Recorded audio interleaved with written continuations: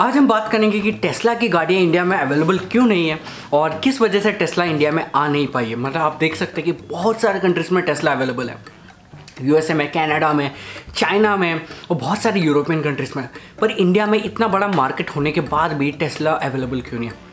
इस वीडियो में इसी के बारे में बात करेंगे। अगर आपको वीडियो पसंद आए तो लाइक कर दो, सब्सक्राइब कर लेना। वीडियो को शुरू करते हैं और हम बात करें कि अभी का सबसे बड़ा प्रॉब्लम क्या है इंडिया में। ऑफ कोर्स बहुत लोग कहेंगे कि इकोनॉमी डूब रही है खतरनाक तरीके से, तो इसके लिए तो हमें गवर्नमेंट चेंज करना पड़ेगा, अगली बार वोट सोच समझ के देना पड़ेगा। उसके अलावा अगर कोई ऐसा प्रॉब्लम है जो बहुत सारे लोगों को हेल्थ को अफेक्ट कर रही है, वो है एयर पोल्यूशन। एयर पोल्यूशन इतना ज़्यादा बढ़ गया है। जब मैं दिल्ली गया था रियलमी के इवेंट में, तो वहाँ पे ऐसा लग रहा था ये आइज़ जो है, मतलब इरिटेशन इतना ज़्यादा, नोज़ में इरिटेशन, थ्रोट ड्राई हो गया था। ऐसा लग रहा था कि कोई हवा में किसी ने खतरनाक तरीके का मसाला डाल दिया और उसे हम इनहेल कर रहे हैं, कुछ ऐसी फीलिंग हो रही थी, क्योंकि इरिटेशन, स्नीजिंग, ये सब हो रहा था। इन सब को अवॉइड करने के लिए एक ही चीज़ हो सकता है, दो चीज़ें हैं वैसे हैं, या तो फैक्ट्रीज है जहाँ से इतना खतरनाक फ्यूम्स निकलता है उसे बंद किया जाए, या जो गाड़ियाँ से फ्यूम्स निकलता है इसके लिए कोई सोल्यूशन निकाला जाए। फैक्ट्रीज़ को बंद करना इतना ज़्यादा लायबल ऑप्शन नहीं है, क्योंकि हम अभी एक डेवलपिंग कंट्री हैं और मास प्रोड्यूस करना पड़ता है चीज़ों को। पॉपुलेशन इतना ज़्यादा बढ़ गया तो चीज़ों को मास प्रोड्यूस करना पड़ता है। तो फैक्ट्रीज़ को तो यार बंद करना इज़ वेरी डिफ़िकल्ट जॉब। एक चीज़ है, अगर हम उसे कन्वर्ट कर सकते हैं वो है गाड़ियों को या सीएनजी बना सकते हैं या इलेक्ट्रिक व्हीकल्स बना सकते हैं। सीएनजी का अपना प्रॉब्लम होता है, क्योंकि मैंने कभी एक दिल्ली में एक सीएनजी ड्राइवर से सुना था कि सीएनजी के गाड़ियों में ना एक मेंटेनेंस का प्रॉब्लम आ जाता है, या 4 या 5-6 साल बाद इंजन को बदलना पड़ता है। जैसे मैंने सुनने को आया था, अगर मैं गलत हूँ तो ज़रूर बताना कमेंट सेक्शन में, पर सुनने को तो आया था। तो उतना ज़्यादा लायबल ऑप्शन नहीं है। इलेक्ट्रीफाई कर सकते हैं हम गाड़ियों को, पर अगर आप देखोगे कि इंडिया में इलेक्ट्रिक गाड़ियाँ कैसी मिलती है, देख लो यार आप पहले।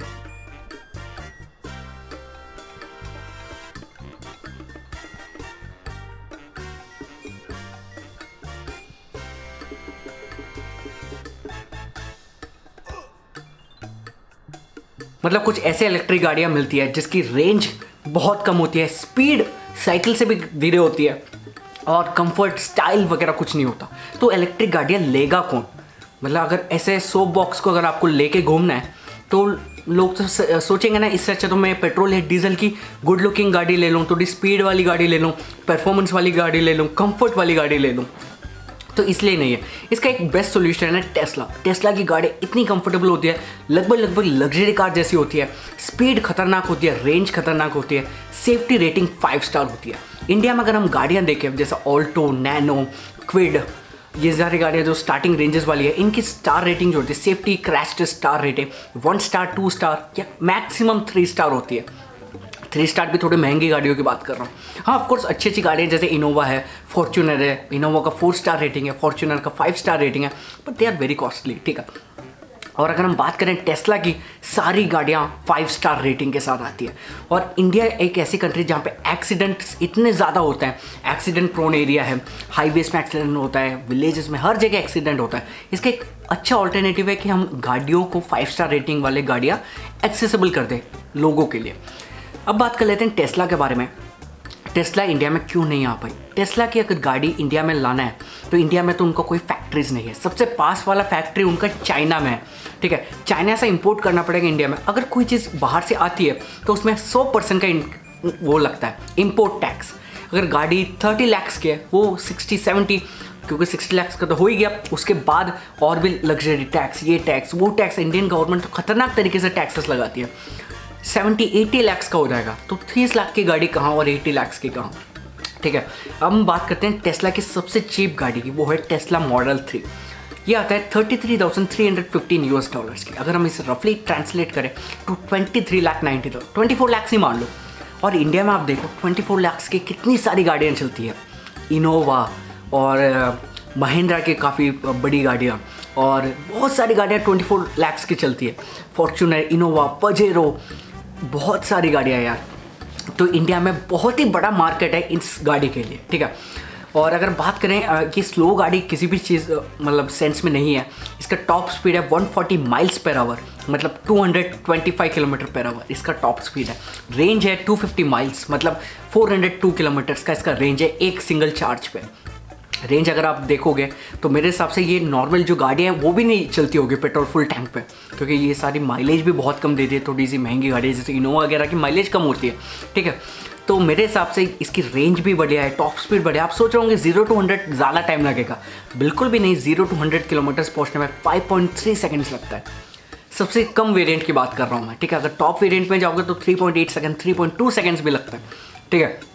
तो अगर आप इसे इनोवा से कंपेयर करोगे तो मेरे साथ इनोवा 8 सेकेंड, 7-8 सेकेंड तो लेता ही होगा। तो स्पीड में, रेंज में या किसी चीज़ में कम नहीं है। और अगर हम बात करें टेस्ला की जो बाकी चीज़ों की, वो इनके साथ फ्री चार्जिंग देते हैं, सुपर चार्जर्स होते हैं। टेस्ला मॉडल एक्स अगर आप लोगे, टेस्ला मॉडल एक्स या टेस्ला मॉडल एस या टेस्ला मॉडल वाई, जो भी गाड़ियाँ हैं, टेस्ला मॉडल 3 में तो ये अवेलेबल नहीं है, पर ये बाकी सारी गाड़ियाँ अगर आप लोगे तो life time super charger free है। इनकी जो सुपर चार्जर रेंज होती है वो भी ऐसा होता है कि एक अगर मान लो रोड की है तो रोड की से 40 किलोमीटर या 50 किलोमीटर के पास एक और सुपर चार्जिंग होती है। और इनकी सुपर चार्जिंग में लगभग 2 घंटे या 2 और 30 मिनट्स में फुल चार्ज हो जाता है। और हमें फुल चार्ज करने की ज़रूरत नहीं है, थोड़ा सा चार्ज कर लो, एक ब्रेक टाइप ले लो। और इनकी चार्जिंग में ऐसा होता है, इन्होंने सुपर चार्जिंग एरिया बना रखा है, बहुत सारा सुपर चार्जर्स होती है। और वहाँ पे एक रूम भी होता है जहाँ टीवी होती है, किड्स के लिए एरिया होती है, और खाने वाने खरीद सकते हैं, खाने की चीज़ें खरीद सकते हैं। तो मतलब एक पेट्रोल ब्रेक को भी इन्होंने थोड़ा डिफरेंट टाइप से बना दिया, इंटरेस्टिंग वे में।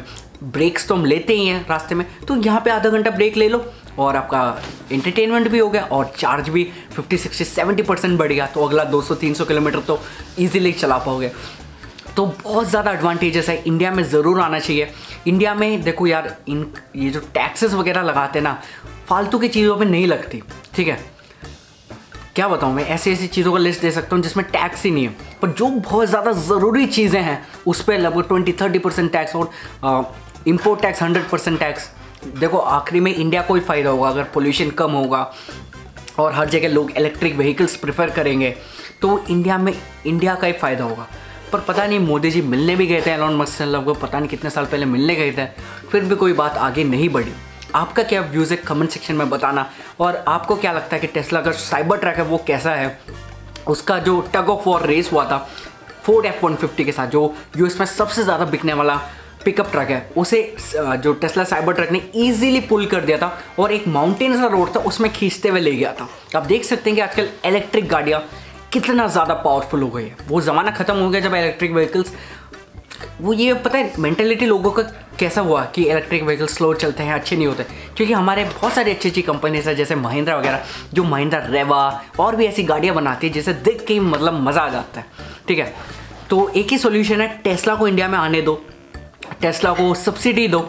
सब्सिडी इन द सेंस, अगर आप यूएस में टेस्ला मॉडल 3 जो सबसे सस्ती गाड़ी है वो खरीदोगे तो आपको $2000 का सब्सिडी मिलता है। टेस्ला मॉडल एक्स खरीदोगे तो $7500 का सब्सिडी मिलता है। और इंडिया में तो 100% टैक्स, ये टैक्स वो टैक्स, ये सब लगा के देते हैं।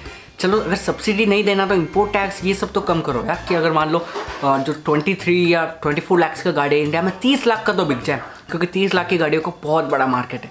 आपका क्या कहना है कमेंट सेक्शन में ज़रूर बताना। आपका क्या व्यूज़ है वो भी बताना। हाँ, मैं ज़रूर मानता हूँ कि जो टेस्ला के बाकी सब फीचर्स है जैसे ऑटोनोमस ड्राइविंग, वो सब इंडिया में अभी के लिए लेजिट नहीं है, लायबल नहीं है। क्योंकि इंडिया में तो लोग ऐसे रोड क्रॉस करते हैं जैसे मतलब घर से एक रूम से दूसरे रूम में घुस रहा हूँ, तो ये एक बात है। पर ऑफकोर्स उनकी बहुत ज़्यादा और फीचर्स जैसा 5 star safety rating, 0 emission, 0 pollution, ये सब तो ज़रूर काम आ सकता है। आपका क्या व्यूज़ है कमेंट सेक्शन में ज़रूर बताना। आपको क्या लगता है कि मैंने सही बात कही या गलत बात कही। व्यूज़ अच्छी तरीके से लिखो। अगर आप सहमत नहीं हो तो वो भी लिखना कि क्यों सहमत नहीं है। अगले वीडियो में मिलते हैं। Thanks for watching.